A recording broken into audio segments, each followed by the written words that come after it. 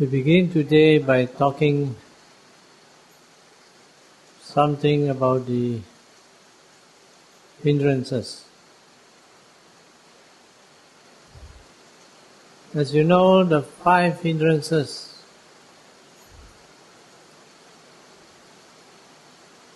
sensual craving,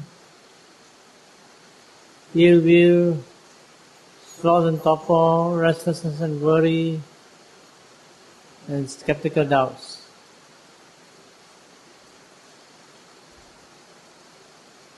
These are basically the defilements, greed, anger, delusion,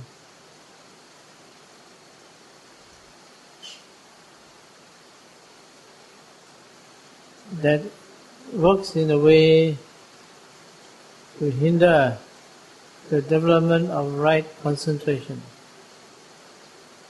Can you hear me? Huh? Can you hear me? No.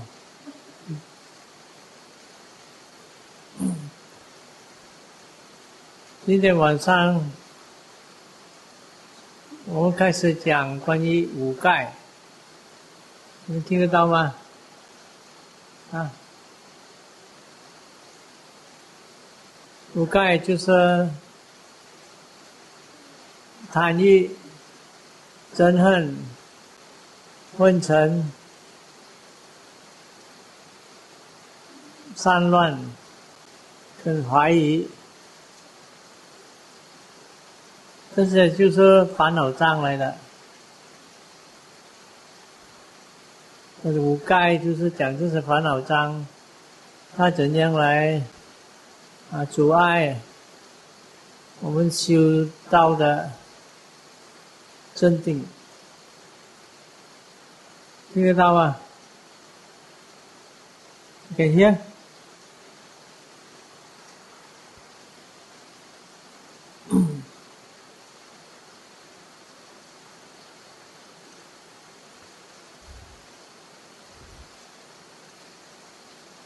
So these are basically the defilements that we have to deal with, have to eradicate, abandon,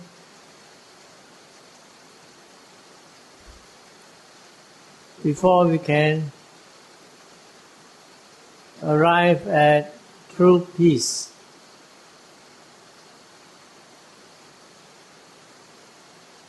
And we have to face with it as long as we are not yet arahatas.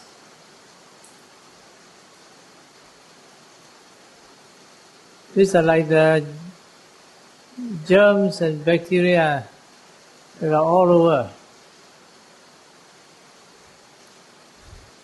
The outside you, the inside you.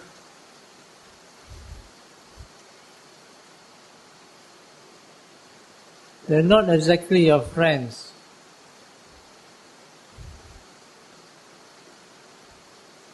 Can you hear me?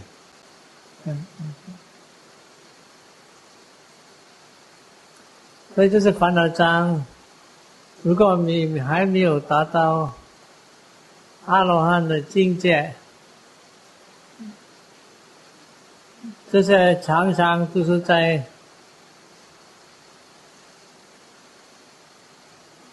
跟你一起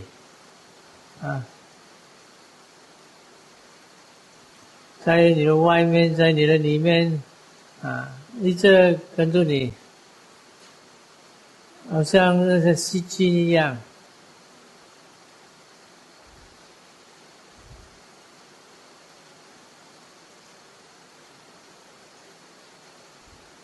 So it is something we have to live with, deal with,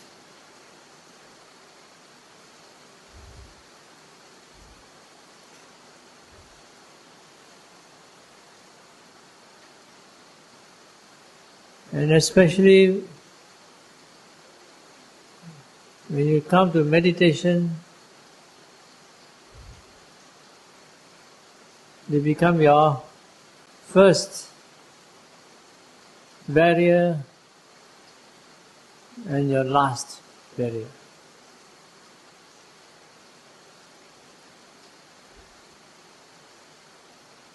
As in any situation, first you must be able to recognize that.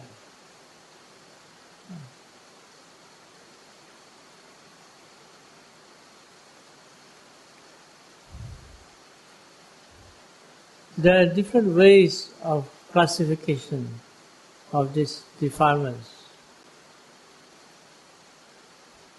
The simplest way are the three evil roots: craving, anger, and delusion. It's also one of the more profound way of looking at it.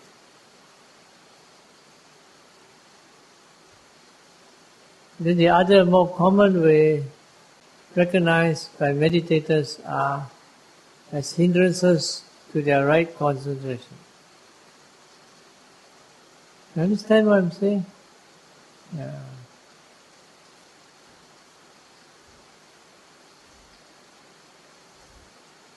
So 这个五盖很重要，因为你不会对付它，你就不会达到真定。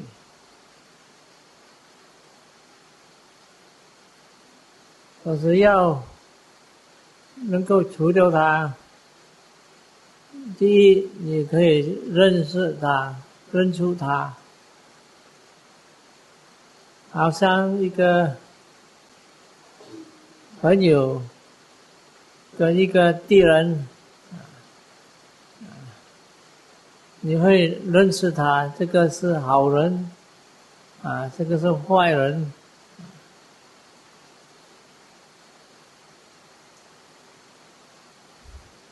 一个方法就是看贪嗔痴三毒，三毒就是恶法。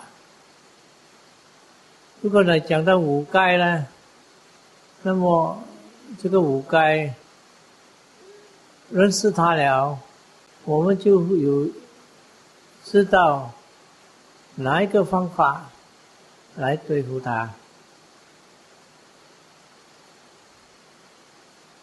听得懂吗？听得懂吗？啊 ？Can understand, listen, can hear? Yeah, okay.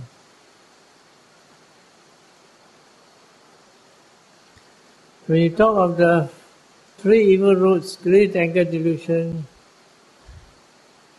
you talk about how they arise and the part they play in existence, in terms of samsaric existence. When you talk of the five hindrances, when you recognize them, then you will also know how to deal with it.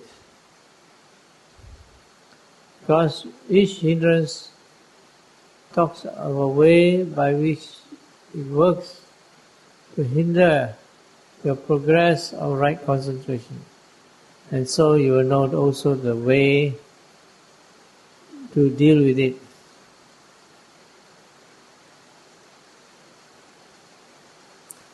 Usually when these hindrances arise,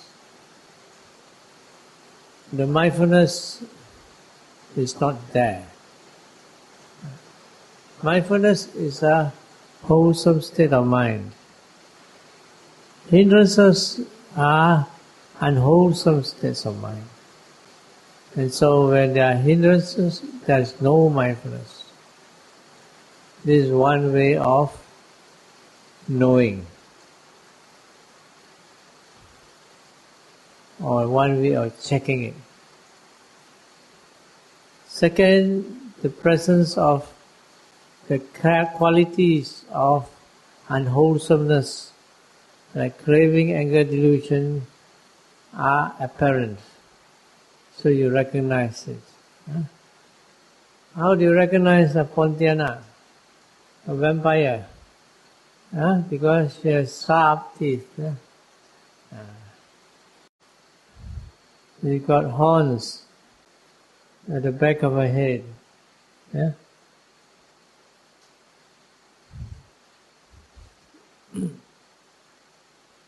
So in the same way, you recognize the presence of craving, which is very sticky, the nature of anger, which is very violent and harmful, the nature of sloth and torpor, which is very dull and heavy and dark, nature of restlessness, which is very restless or distracted, and the nature of skeptical doubts, which is confusion and perplexity. So you recognize by the presence of these qualities in your mind. 所以我们认识它，因为我们知道，第一呢，我们没有正念，不清醒，因为正念是上心所，五盖是恶心所。第二呢，这个五盖的性质很明显，就是贪心是很执着、很黏的心所。很执着的心神，抓住的心所。真的心是个很凶的，很会破坏的心所。昏沉是一个很懒惰、很沉、很黑、很暗的心所。散乱是一个很散的、很不定的的心所。愚痴怀疑了一个很confused， 或是 confused in Chinese， 混乱了的心所。所以有这些心所的特质呢，我们就可以认识它。In the beginning, when you come to meditate, you find that it is difficult to follow your meditation objects. That's because of a lot of distractions, but mostly because of the hindrances. Generally, for the beginning, they are classifiable into two. The restless and the sleepy. The sloth and torpor, the restlessness. The sloth and torpor is like your engine keeps going off. In China say 死火. The restlessness is like, you're going off the direction. Lose control. So one is when the mind keeps thinking, then it's restless. Then the sleepy one is the one that the mind keeps going blanking off, becoming this dull, lazy, and blank off.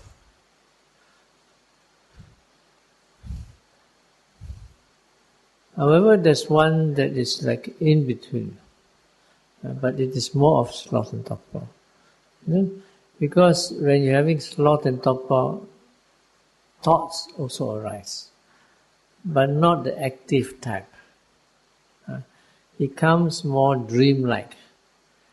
When the thoughts comes more dreamlike, that means it's comes with the sloth and torpor. The restlessness tends to be more active, and it tends to be very distracted.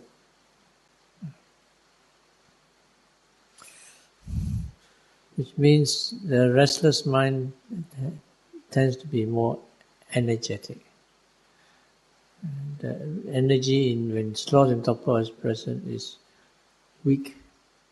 So it is more like a form of weakness. And so usually it recedes back into sleep. 平常一个人开始来打坐呢，他不能够打坐，因为他不清醒，不够正念，因为他的习气是这样的如果他没有东西做呢他就胡思乱想如果想都不可以想了，就昏沉睡觉这个就是从小就是这样的。你看那个小孩子玩他没有东西做，他们玩，笑，跳来跳去，跳到疲倦了就睡觉谁睡得够了公公了，睡得够了，又起来又玩这个是从小已经习惯出来了到你大了的时候呢如果没有事情做的时候也是一样好像人没有东西做他看电视剧看到累了就睡觉起来又在看所以你来打坐也是一样的，没有东西做，要关服务上下，闷到死他就想东想西。So, but these things is not something to be very alarmed about. No? In most cases, they are not so bad that when you die, the karma is so strong enough to take you to hell. It may take you to the Kota, maybe, which is quite bad.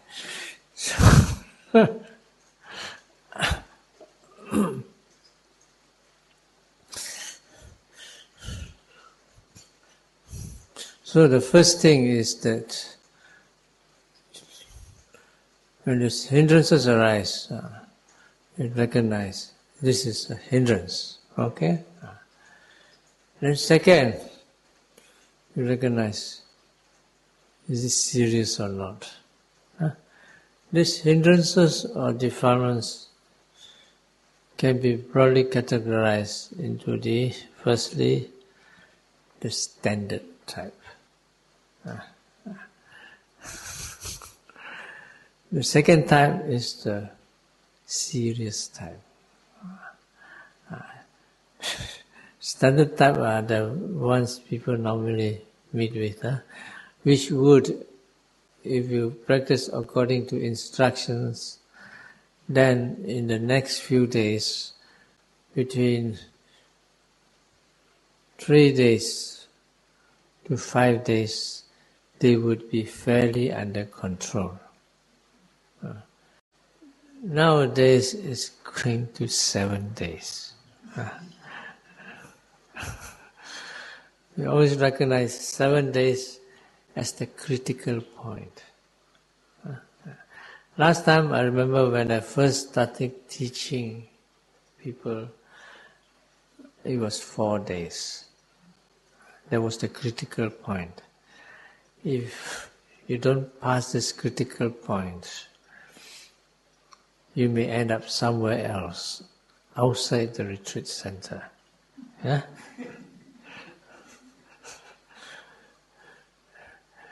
During those days, Singapore was already quite complicated, so they took 7 days. Yeah? In the West, generally 7 days. Yeah? Nowadays, Malaysia is catching up fast. It's probably also 7 days. But if you have been attending many retreats and you're still not yet off the rocker,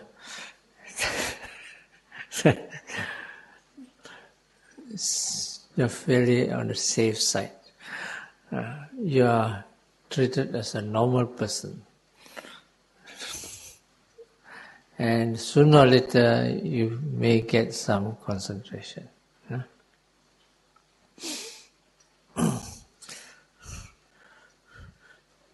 这是五盖呢，这个就是那个贪嗔痴烦恼障第一呢，我们讲第一是要知道这个烦恼障你没有正念了应该除掉这个阻碍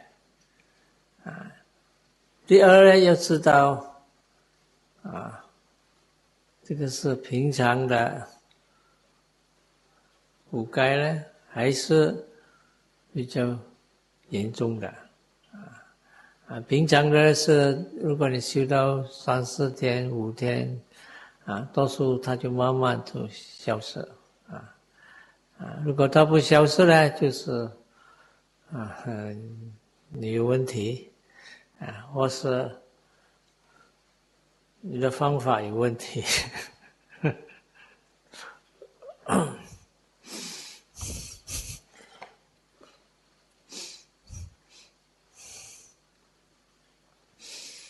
所以这个是也是一个很重要一点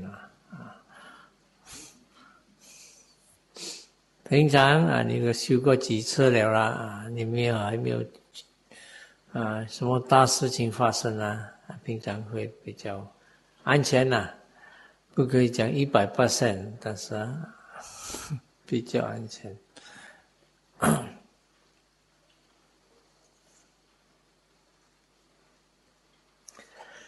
Okay, now when you're going to deal with the hindrances, the best way to deal with the problem is to face the problem.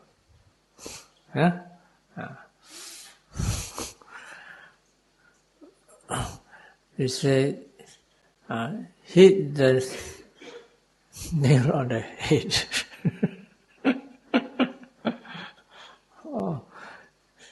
Catch the culprit directly.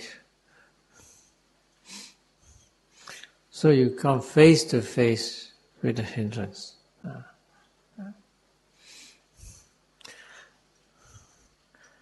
This is explained very clearly in the hindrances. That means you recognize the hindrance or the defilements in its quality with mindfulness. For example, the first few days is usually the sloth and torpor, that heavy lethargic state of mind, which blur gives you a big blur and then you just phase out. In the beginning it can be quite heavy.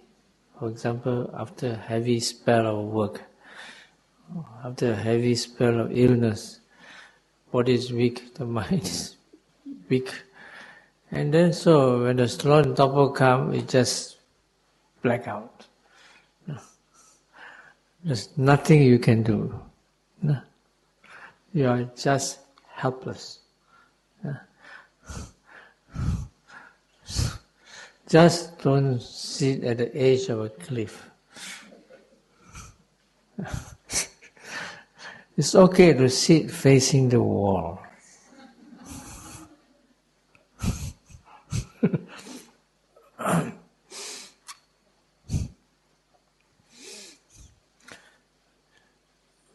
You just have to sit until you wake up. As the sadhus in Burma will tell you, if you want to sleep, you may do so, but sleep in the meditation hall. So the head will go down to the floor. And then,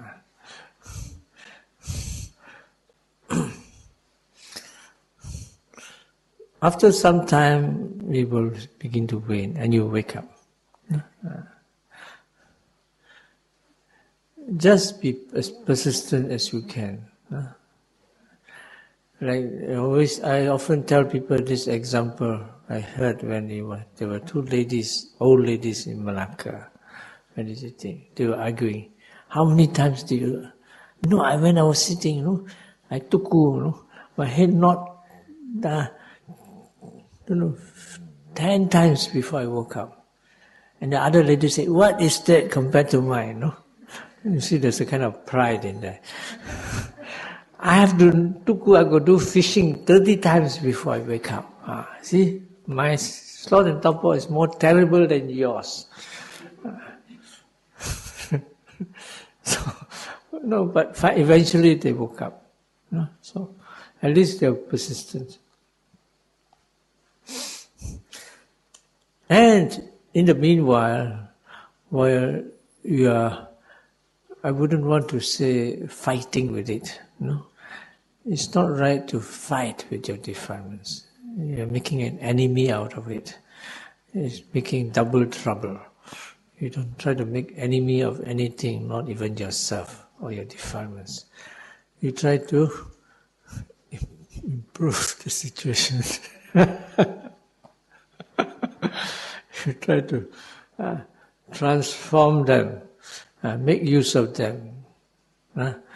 They call it the spiritual recycling. Yeah.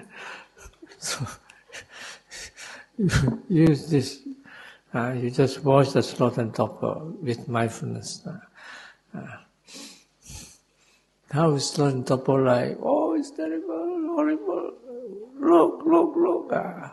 The more you watch, the more you look, the more you learn from it, the more you can become mindful when sloth and torpor keeps coming out.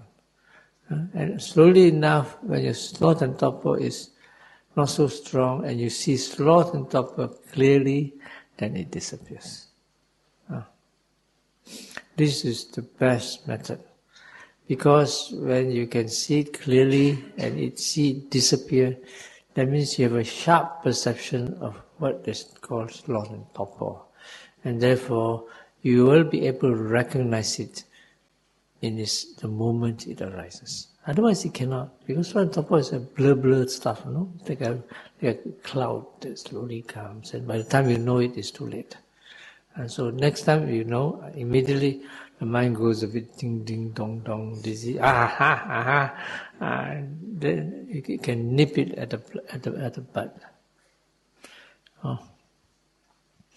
或者好像平常呢，这个第一个五盖来的时候呢，都是这个昏沉，你要知道昏沉跟睡觉是另外一件事你睡觉是睡觉，也不是很好的作用这睡觉。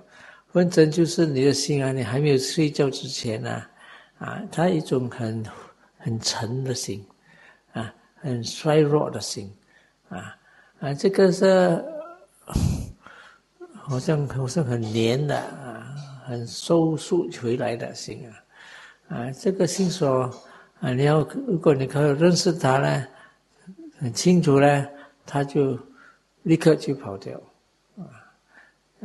但是开始你不能够，因为开始你正念会不强，而且你的正念不够尖锐，所以呢这个昏沉来的时候你没有关，等到它很强了的时候你就太迟了，你就需要一直什么钓鱼，一直睡觉开始很严重的时候是没有办法的了，要睡到它自然起来了但是你有一个烟你要快快的抓它越快抓它越好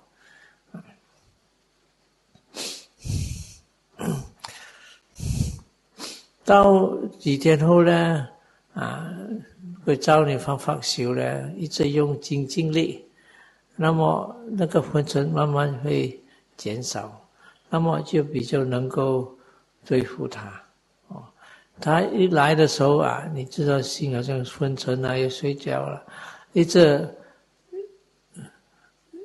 注意昏沉来了，昏沉来了，要清醒，清醒，清醒，清醒，有时清醒又没有去了，清醒又没有去了这个要一点耐心一点专注，清醒清醒，慢慢那个境界来起来，你就观到这个昏沉心的特相它怎样迷糊，怎样模糊，怎样很重怎样有压力观得很清楚它的性质呢就是你的正念够尖锐它就立刻就消失了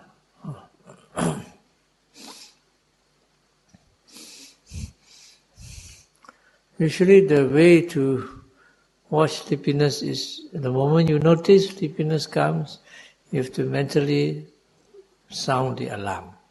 Sleepy is coming, sleepiness is there, wake up, wake up. You don't say sleepy, then you go sleep. It doesn't work that way. And say sleepy, sleepy, sleepy, it's just say a lot of words, also it doesn't mean that you're mindful. But you may wake up because you say things loudly. But that's not the right method. The right method is to really arouse the clear mind. Sleepiness is overcome, sloth and torpor is overcome by the clarity of mind. Because clarity of mind is bright and expanded. So you have to arouse this special state of alertness, this special type of clarity. And it does not really come so much with force. When you force, there's a lot of energy, that's true. And energy is helpful, it overcomes sleepiness. But energy without mindfulness is dangerous. Then you create tension instead. So you must be energetic as well as clear.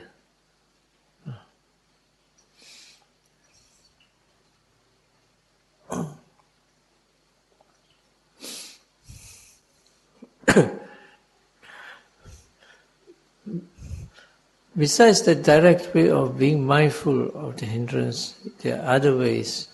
For example, when you're sleepy, you can arouse your energy faculty. This you can try to do it with more notings. That means you do more touch point. Usually, sleepiness, the mind tends to be dull and you cannot see much things. If you watch your rising, falling, it doesn't work. It's like a cradle. So you have to make the mind run, watching the different touch points. Right step, right knees, left knees, right buttocks, left buttocks, sitting, lips. So you 1, 2, 3, 4, 1, 2, 3, 4. Make the mind run. And after maybe 10, 20 minutes, you may wake up. Sometimes you need 30 minutes before you wake up. Sometimes 40 minutes. But when he wakes up, he wakes up. And of course, to arouse energy also, it also refers to walking meditation done at a quicker pace, but not necessarily very fast, quicker.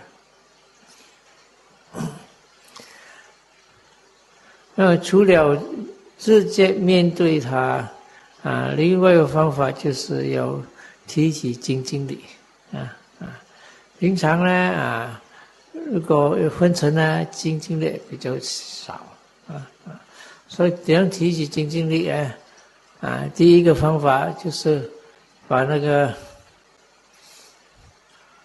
身体就是要知道做得很自然要很小心看那个昏沉来那么呢那个时候多数你的腹部上下不会很明显所以多数是用那个做接触点接触点右手左手右臀部右边左边脚压到脚口唇几个接触点给他每个接触点好像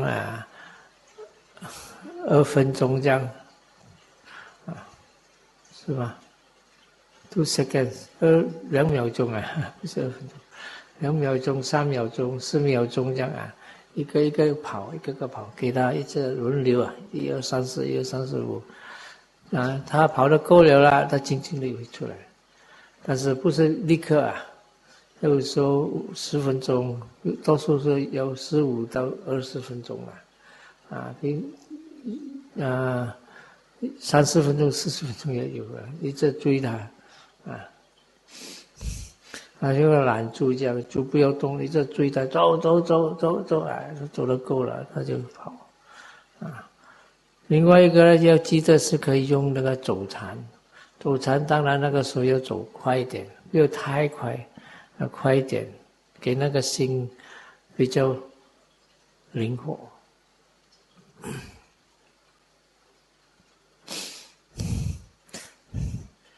Now the second problem comes with the restlessness. And this is more of a problem because this comes usually with much energy. And in the more developed societies, this is more of the problem. This usually comes with a lot of thinking. Thinking. What do people think about? First, the more dangerous one is the problems.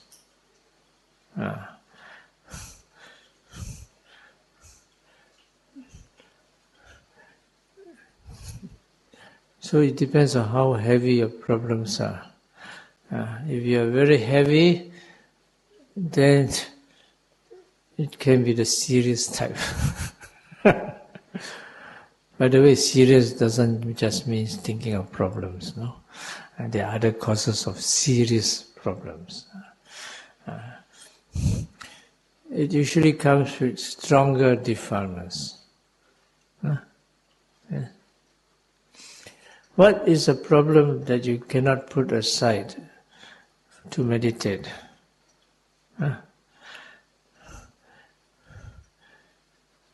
In the ordinary case, an ordinary person.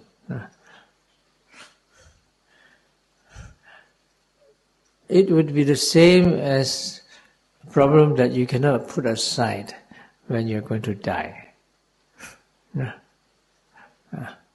Do you understand what I mean? There's nothing you cannot put aside. Because when you meditate, it's everything about life and death. Yes? So, you think, no? What happens if I die tomorrow? Or if I die in my sleep? So, why you want to worry about those problems? Don't worry about it. No? In one sutta about the contemplation of death, the Buddha asked, no, how is it, would you call one who is hateful? So one monk says that if I think that I would die in one day, then much would be done by me. And so it went on from one day to 1 hour and so on, until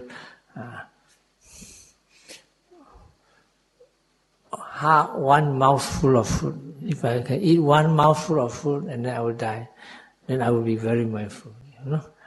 Then I'll say, even if I eat half a mouthful, then if I know that if I eat half a mouthful and then I would die, then I would definitely be very mindful. So finally it went to the point that one monk said, if I knew that I can only live after one in and out breath, then I would be very mindful. So the Buddha said, only the last two is considered really mindful. So, you see, if a person is so mindful of death, he would be very mindful. So, mindful of death is a highly recommended samatha meditation. Yeah?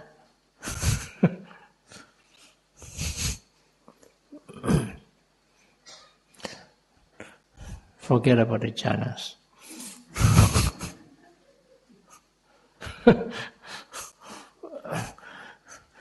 What in and out breath, how much jalas can you get?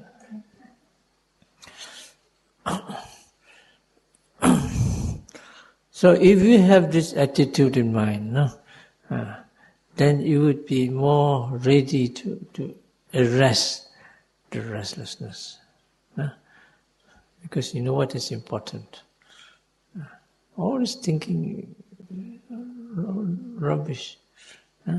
But because the habit and the obsession and defilements are so strong, you cannot stop immediately.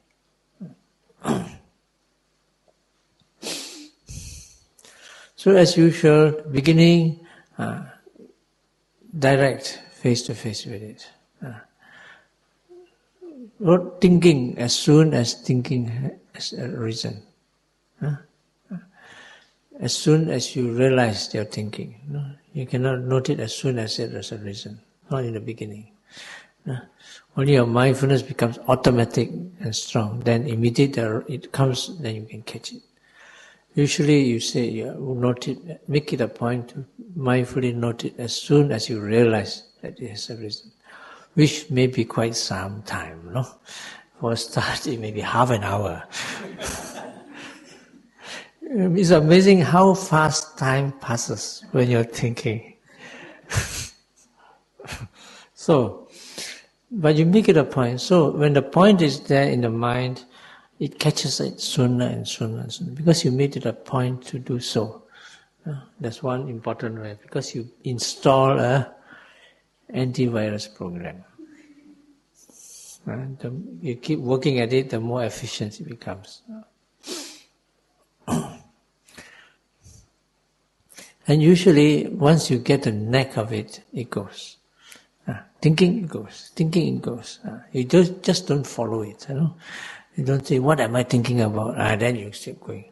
You just don't carry on with it. You just quickly thinking. Like those kids that play the video games. Fingers are very fast. So your mind must be very fast. Immediately go off.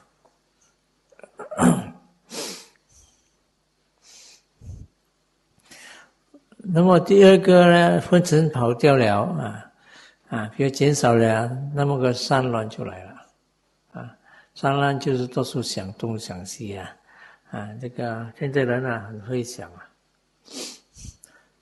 台湾人很会想吗？台湾人很会想吗？会我看很会想因为什么？很久以前我去台湾一次我看一个台湾人他跟我讲我已经决定要修马戏的方法。很久以前了，那个时候在嘉义那个明德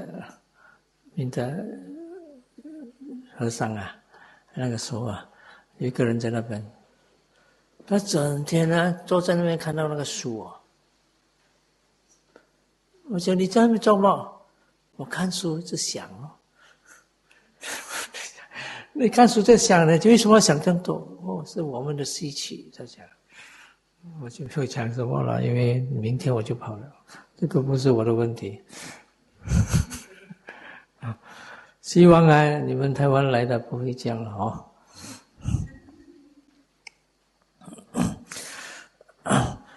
这个都是这个习气来的但是如果那个习气不会有很多这个贪嗔痴来，还比较好。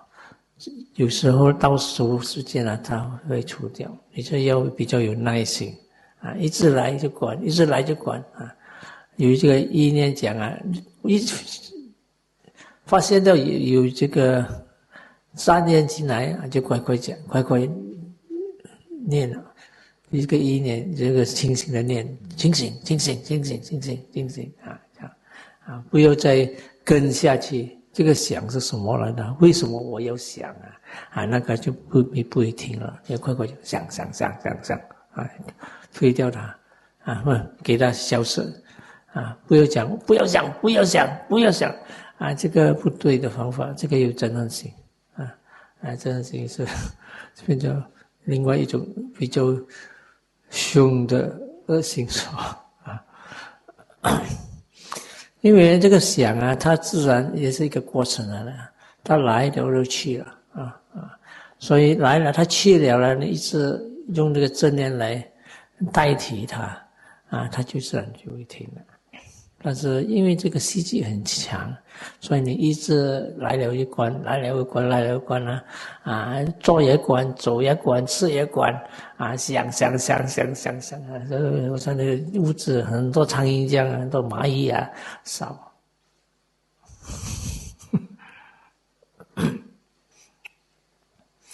到几天后你就看到好像你走禅走一段你要有决心走到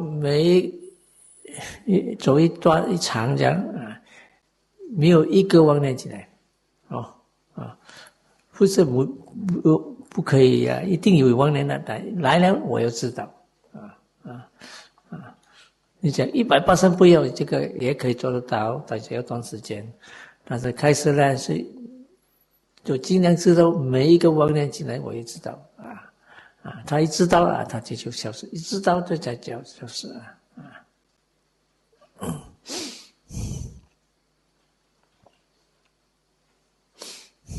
So this is a tedious process because it is arising anytime, anywhere. Whether you're walking, whether you're sitting, whether you're eating, whether you're in the toilet, it keeps popping up.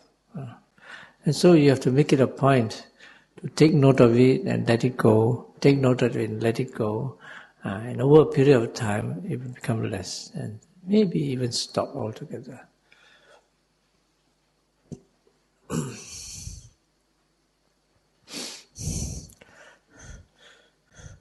Now, this may take some time, but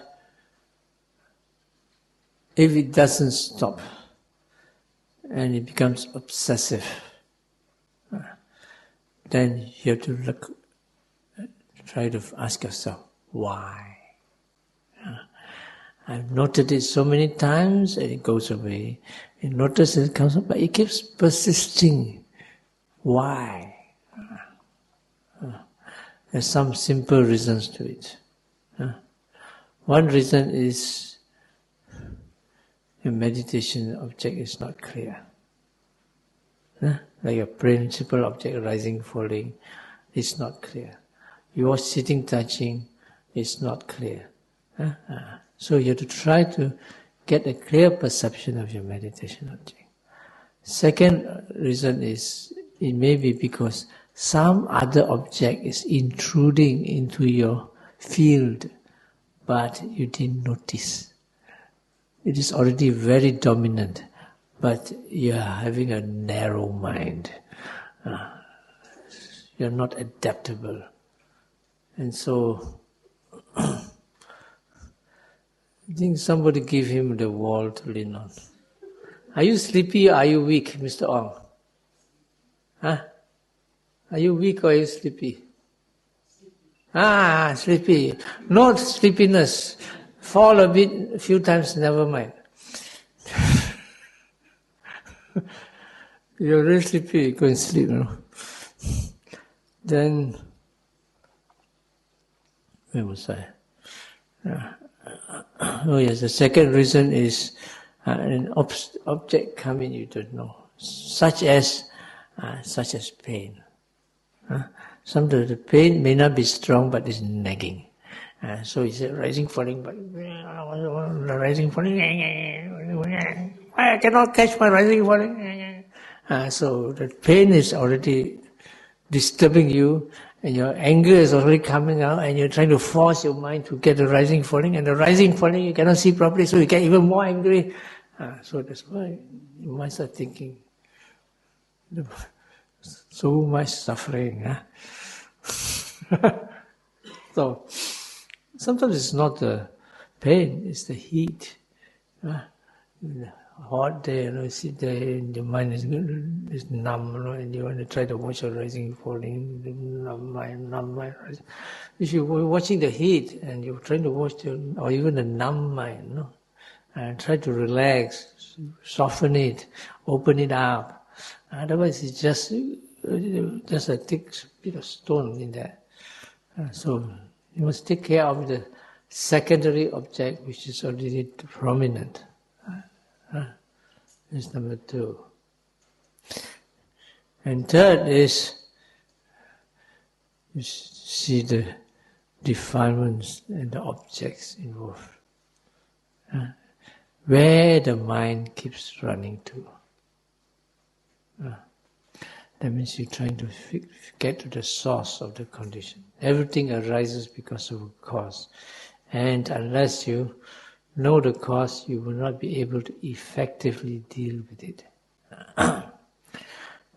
如果你的善男每次观善男想他还是很黏不会停那么你就要问为什么它原因有几个简单的原因第一个就是你的目标不清楚好像你观腹部上下有时候有有时候没有没有了你还是在那边上下模糊了或是你观坐接触有些观都不清楚所以那个目标不清楚所以那个心没有东西抓所以他就跟着他的习气去跑所以尽量就要训练到你得到那个清楚的目标所以那个训练出主要的目标呼吸也好腹部上下也好这个都是要训练出来的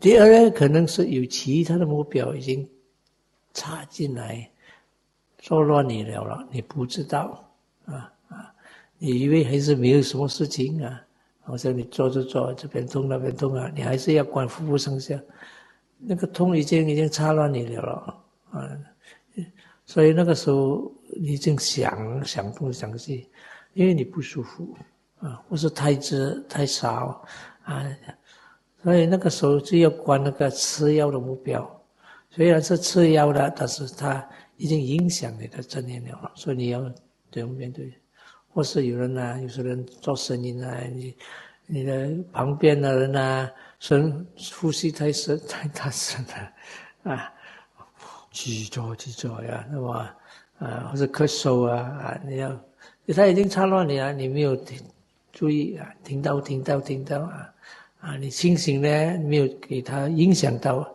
那么你才可以回来到你的主要的目标So the other object is, of course, you mentioned just now to this Chinese is this. In Chinese is the sound.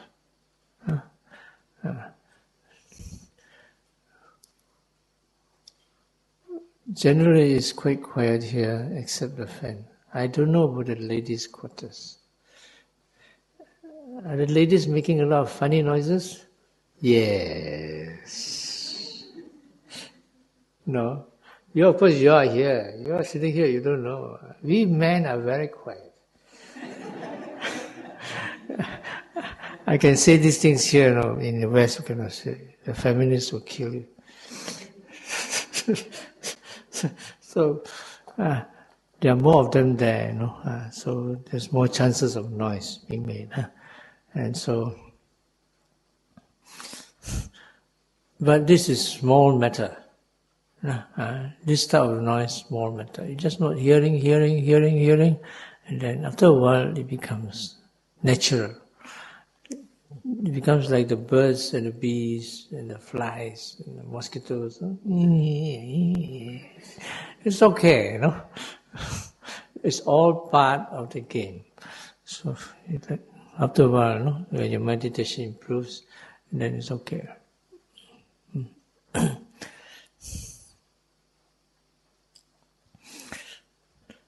但是如果还有问题呢就是可能要看比较清楚一点那个心跑去哪里它的哪一个根比较强贪心、嗔恨心、愚痴心、妒忌心、担忧心什么心啊？你看那个心，是个心态、心所，要看它的目标So in this case, for example, you look at the restless mind.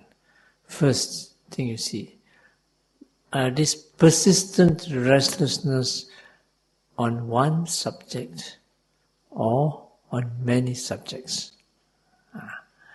If it's on one subject, you have a problem. Good luck.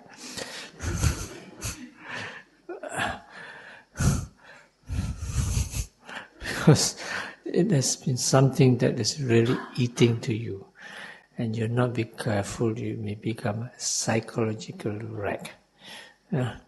So you have to take care of that. Usually it's nothing so. Usually it's not so bad that you cannot deal with or at least lessen it.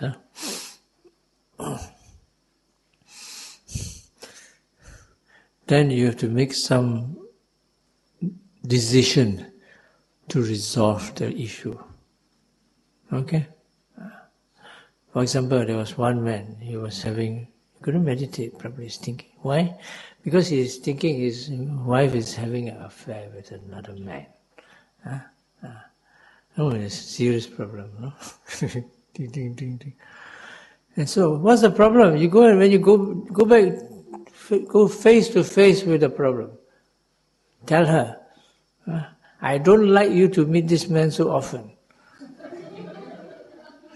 Have a heart-to-heart talk. If a husband and wife cannot give heart-to-heart talk, who are you going to give heart-to-heart talk? To your meditation teacher? Good luck!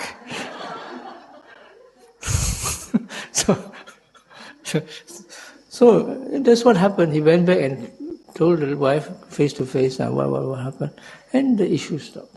No, so you have to make resolution to resolve the issues, at least to keep the mind at peace. No? Okay.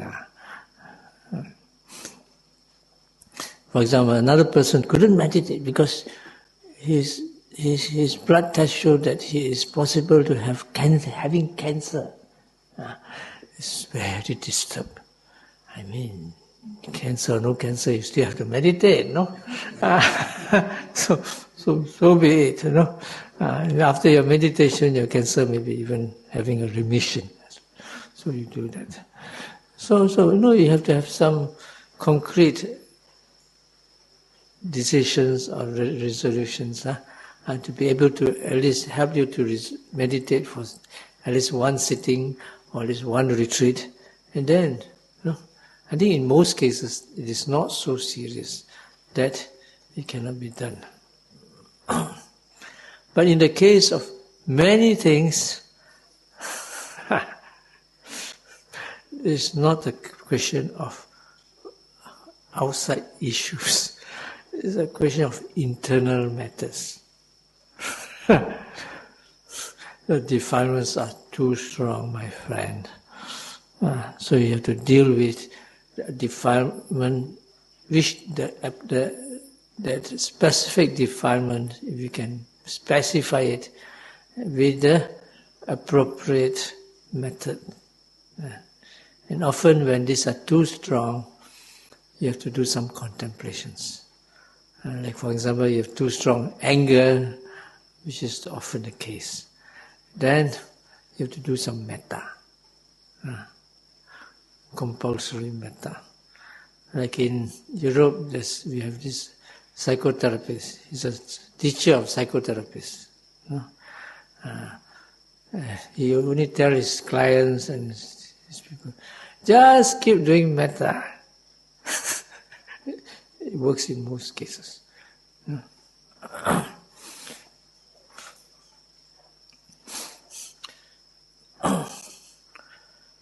Now, 那么呢，如果呢，在里面的关系就是这个想就问自己，这个想，你想一件事，还是想了很多件事啊？如果你一直想了一件事，就是你有一个大问题，慢慢的吃掉你了，吃掉你了啊！那个是叫做一个没有严重的问题啊，你要解决啊。所以呢，如果你可以解决最好啊，不可以呢，最少是暂时解决啊。暂时讲这个问题不可以很立刻的解决的，但是呢，我可以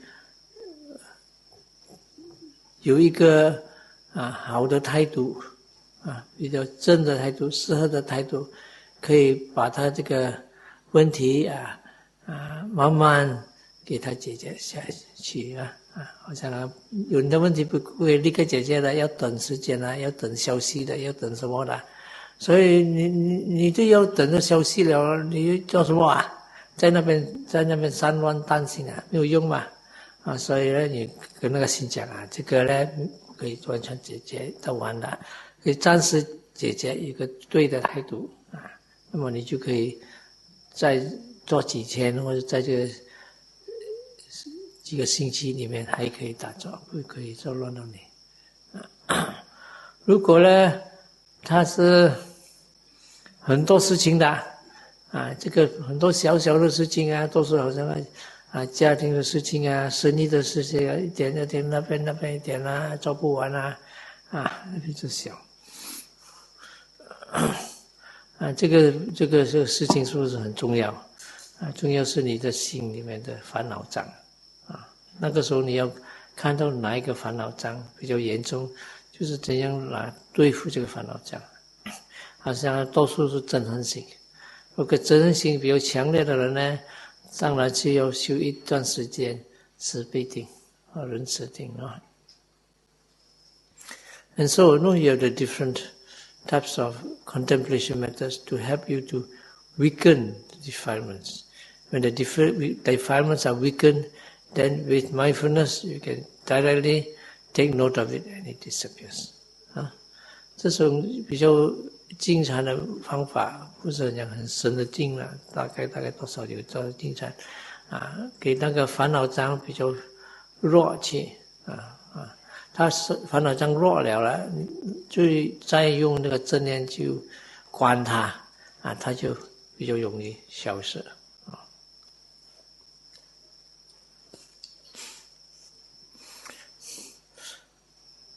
But the root defilement is delusion. This from the 5 hindrances, you reduce it to the 3 evil roots. From the 3 evil roots, you reduce to the main root, which is delusion. And so that you find out when you see a clear difference between mindfulness and no mindfulness. It's a mental state. Physically, it influences the mind. But the main thing is this mental.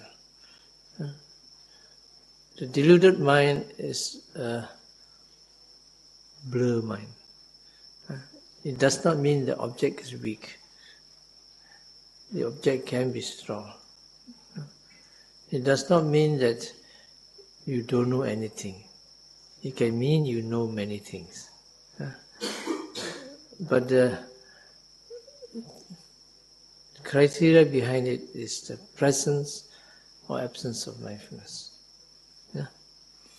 And so this state of mind, if you recognize it, you find that you catch the defilements all at the root. But this one comes only later when the rough defilements, the craving, the delusion, all those strong ones have gone away. And there's just these little things hanging around. Little bits of thinking here and there, and the mind is not so balanced. Those times you can take note of this delusion. Then it will be a great help to the practice of insight. talk more about this later. 但是那个烦恼障的最深的根呢，就是一次性啊。这个一次性是好像一种模糊的心。这个模糊不是讲什么都不知道，他知道，但他不很清醒啊，好像半知道半不知道这样啊。而且有时候呢，他也知道，他目标很清楚，但是他不清醒啊。这个模糊好像一个黑暗，在心里面的黑暗啊。如果你可以观到它，知道它是什么呢？啊，你就抓到那个烦恼障的根啊。这个都是要修智慧禅里面才比较抓得到。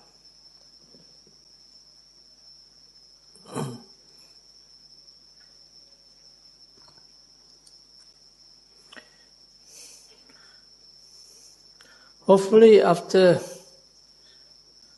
a few days of meditation, the hindrances will be more under control, and the meditation objects would become clearer. The first set of meditation objects will be the body foundation of mindfulness, your normal objects. In the walking meditation, it would be the footsteps. In the sitting meditation, it would be the rising and falling. Or some people use in and out breath. And the bodily sensations that are involved with the sitting posture. Yes? Besides this, there are all the other daily activities.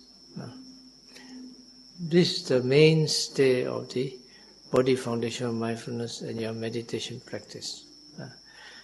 These are usually used because they are gross and easy to take notice of. So as I said yesterday, there's a simple practice of make sure you're mindful and follow the object and observe the object. Until the point that the mindfulness becomes automatic and it follows the object automatically. For example, in the sitting meditation, in the guided meditation, you sweep the awareness through the body to make sure there's clarity, peace and softness. This is establishing the mindfulness, to make sure you are mindful. After that, you start directing the mind to the meditation objects, starting with the body sensations, and later to your primary object, the rising and falling of the breath. Mindful, follow, observe. Yes? Only take one or two things to bear in mind. The first thing is, this is a Vipassana object that is always changing. You cannot hold on to it. You can follow it. Samatha objects, you hold on to it like you hit a nail on the wood. This one, no. This one, you flow with it. And although you have a certain direct or certain stream or process where you follow, it is not always like that all the time. Right? You watch rising, falling, but rising, falling is not there all the time. And so you have to be ready for all other changes within the processes. That means although you have a certain process as a main object, but you must be very ready for changes. If you are that flexible, then your mindfulness will become continuous. Otherwise, unless you have potential for concentration, it won't be easy. Potential for concentration, like some people, when they do one thing, they do one thing. You watch rising, falling, they watch rising, falling. No problem. These are either very simple people, who don't think so much, or people very determined.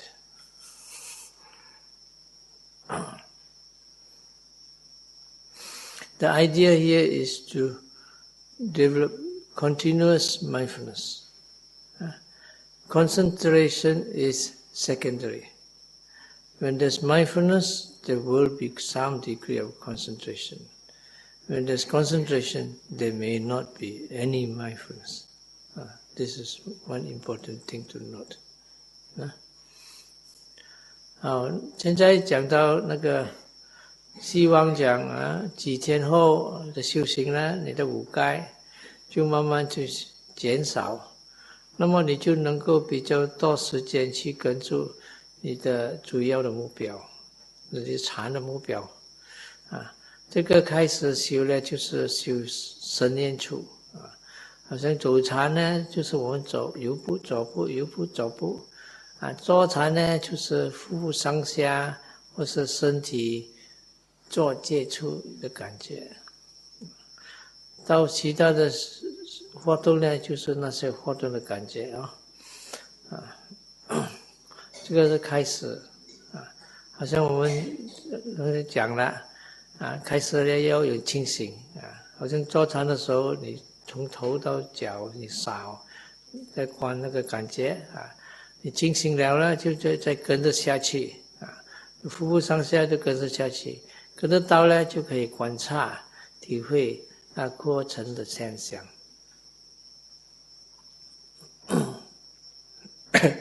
当然一个最重要点就是你要知道这个禅的目标是无常无我的，它是一直变的，你不可能将锁到好像用锁匙锁到它在那边的，它不是这样的，它一直变的，好像水流这样的。所以呢，这个智慧禅的定力呢，真的呢，你要它练习呢，要跟它一起的变动跟它好像坐船一直跟那个水流一样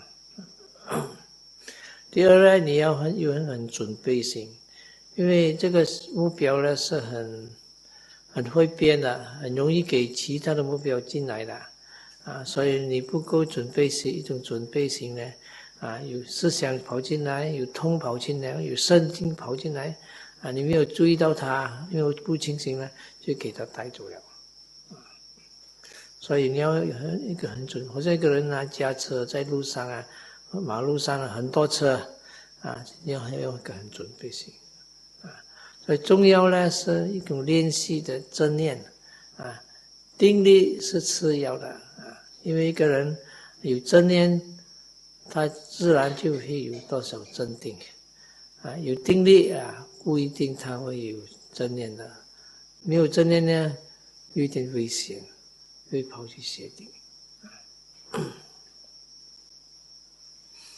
Now, as the final part, I'd like to talk a bit about meditation. It seems to me, after all these years,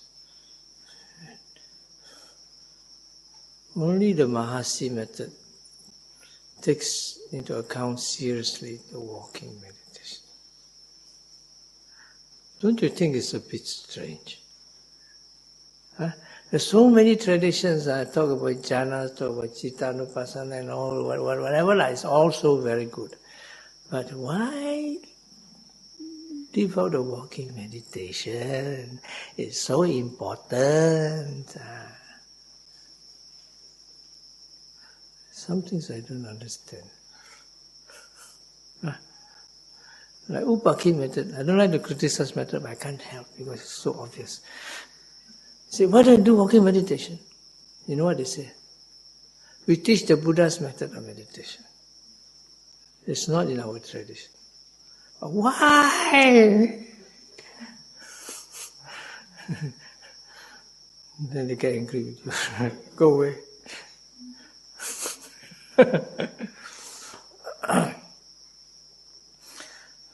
Walking meditation has been introduced by the Buddha himself, and he himself does it even though he was fully enlightened.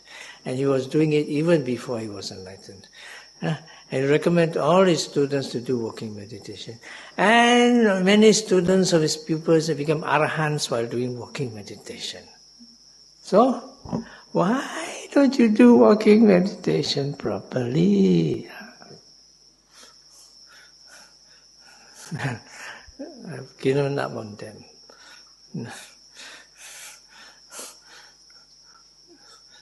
The idea is not just doing walking meditation, it's doing walking meditation properly.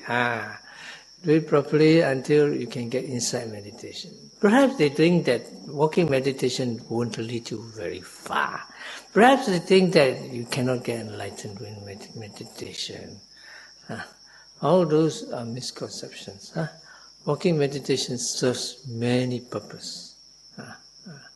I would say that if you don't do walking meditation properly, your meditation, whether samatha or vipassana, you're walking on one leg. Why walk on one leg where you can walk on two legs? Yeah? Well, anyway,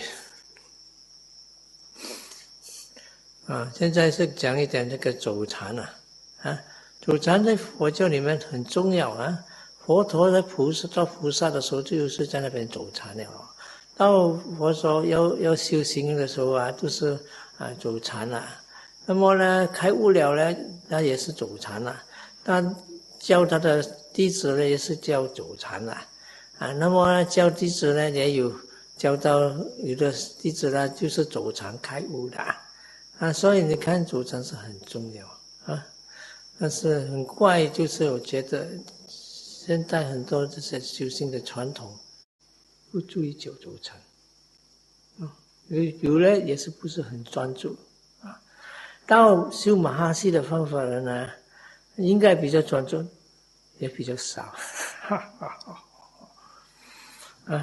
Even in Mahasi method we emphasize so much on walking, still not many people do it well enough. See? 多数那些人走禅很好的人他坐禅也是非常好因为走禅的作用很多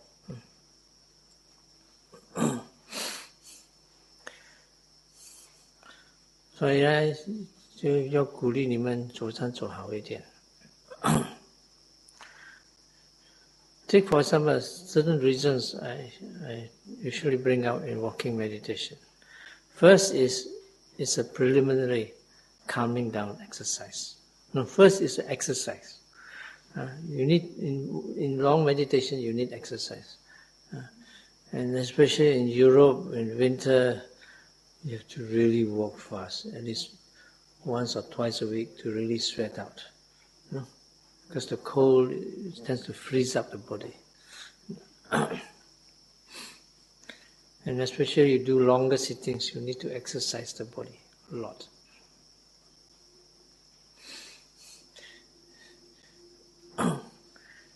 Then it becomes a preliminary settling down exercise. It helps to calm the mind down, to bring out the gross forms of mindfulness. The gross forms of mindfulness are brought up easier in the walking meditation than the sitting meditation. That's why in the beginning phase of your retreat, it's easier to be mindful while walking than sitting. When you see the mind goes. And so it becomes like a foundation, a strong foundation of mindfulness. The first foundation of mindfulness is the walking, not the sitting. Then after that it becomes important in balancing the faculties. It acts as a very good, rough form of balancing the faculties. The walking meditations tend to be able to stir up the energy and also to relax the energy better. It is a gross form of balancing of the faculties involved. And of course, the balancing also can become finer with finer walking of the faculties involved in the walking at that moment. From the grosser balancing to the finer balancing. From how many the proportion of walking and sitting, fast and slow. Depending on individual temperament. Unfortunately, in the set timetable where you do 1 hour walking, 1 hour sitting, it's more general. If you can vary the time periods, it can be more effective. there's one thing that developed here because here people walk and sit at the same time. We don't choose. It can be a bit distracting for some people also. But I noticed that if let's say you ask the person to walk 10 or 15 minutes more, it makes the world of a difference. The mind will go into the right balance and the concentration will come out. A difference, And for example, people who are very sleepy, slot and torpor, by habit or by temperament, by karmic causes or whatever. Instead of doing 1 hour walking, 1 hour sitting, you do 45 minutes walking, 45, half an hour to 45 minutes. No slot and torpor. No? And you maintain for some time, they can go to 1 hour walking, 1 hour sitting, no problem. So you see the balancing of the walking with the sitting, that's very important. But these people nowadays don't think about it. It's neglected. Last time I did a lot of research in this, on myself, of course. Then I said, of course, later I had a lot of guinea pigs.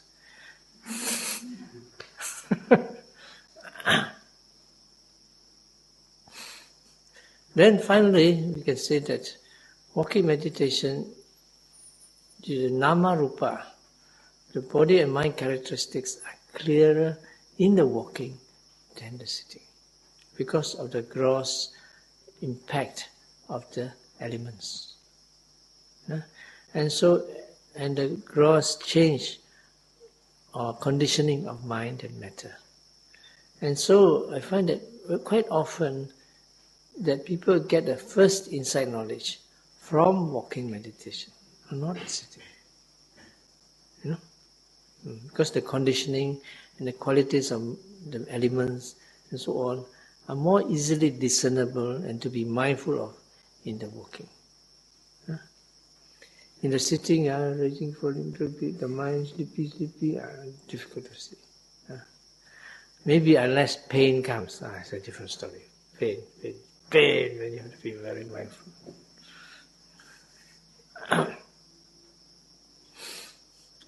So from that experiences in the walking meditation, Vipassana in the walking meditation, it is transferable to the sitting meditation. It's basically the same thing, except it is in a finer form in the sitting. So you can get nama rupa in the walking, you can get nama in the sitting, because it's basically the same thing. It's like superimposition. And lastly, walking meditation serves as a bridge between sitting and daily activities. That means you do walking meditation, what you experience in the sitting meditation can also be transferred into the walking and vice versa. And then from there it serves as a bridge that links to the practice, more effective practice in the daily activities, which means it links to your daily life as well. Like some people don't do walking meditation. They only do sitting meditation. It becomes a laboratory,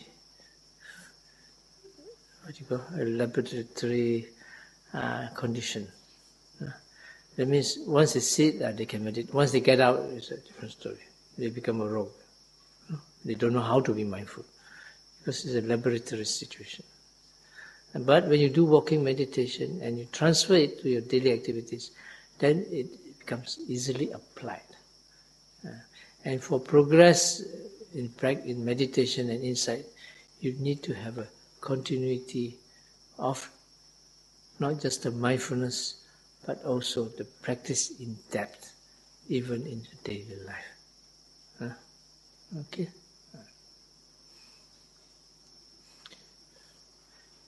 讲得太多了，忘记了。就讲这个走禅呢是有很多作用啊。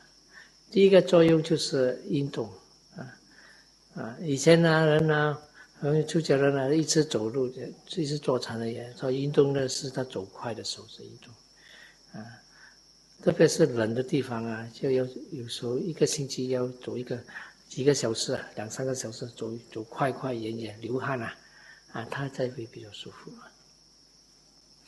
到有时候坐得太久啊，心太闷啊，也是走快啊。好像以前我们的龙婆槟城的师父啊，就知道很简单的，你很散乱吗？走快啊！你昏沉吗？走快啊！也是对啊，你走快啊，你会清醒回来，这个比较粗的啦。第二呢，是给它这比较基础的静下来的方法啊。因为开始啊，你做这样多事很散乱啊，你要一直坐下来静下来不能够啊，所以你一走长一段时间呢，给他们心慢慢静下来啊，这个是最初的静下来的方法，慢慢把你的心到你脚步啊，慢慢想又拉回来，想又拉回来啊，多次呢，它就慢慢下来了，它会比较静。然后呢，你坐下去呢就比较容易啊。第三呢，走禅呢，它的自然现象比较粗，所以比较容易管得到啊。为什么这个没有讲这个？第三呢，讲到平衡的它的根精进根这个那个粘根平静根的这个定根精进跟定根，因为那定根太强啊，它现在比较什么不会动精进根太强呢，它比较散乱所以这个可以帮助你调所以这个看你怎样走禅呢，你可以提醒的精进根，或是你比较把那个精进根减少，或给那个定力起来，或定力减少。到它平衡的时候，那个正念呢就可以做得最好了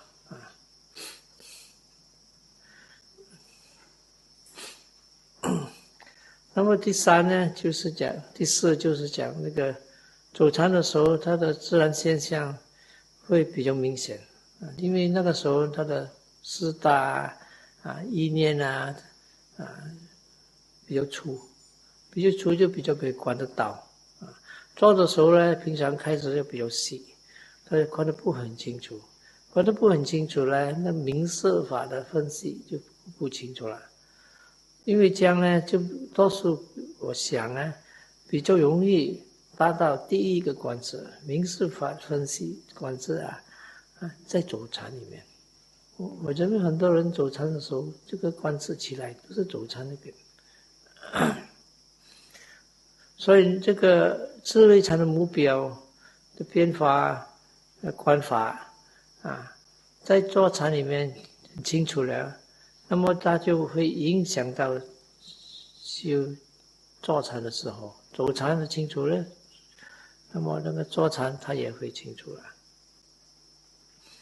第四呢，就是讲，第五就是讲这个走禅呢是能够把那个比较深的经验带到外界就是开始呢在坐禅里面定力在有了，那么定力里面的什么的经验的方法可以在走禅那边用，从走禅那边用呢也是带到日常生活那么一个人呢，就是讲到一段时候到他在外面的时候，他也能够修到，可以修智慧禅你走禅也可以修智慧禅，坐禅也可以修智慧禅，到他去小便大便也是智慧禅到他煮菜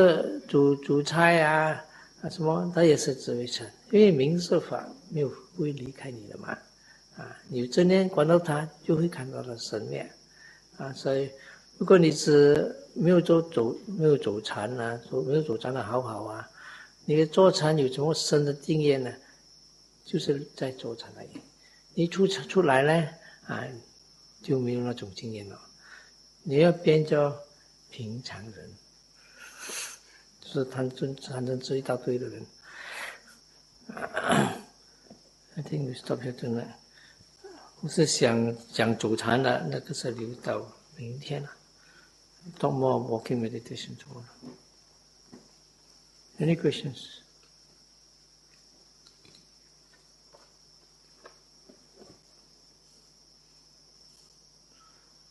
Oh, 没有问题啊，没问题吧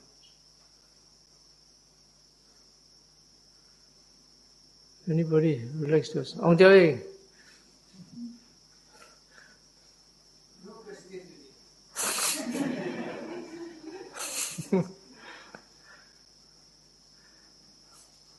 Okay, no questions. We come back at 9, 10. Sorry, 9 o'clock. Huh? 9 o'clock. We come back 50 minutes time. Huh? 15, 20 minutes.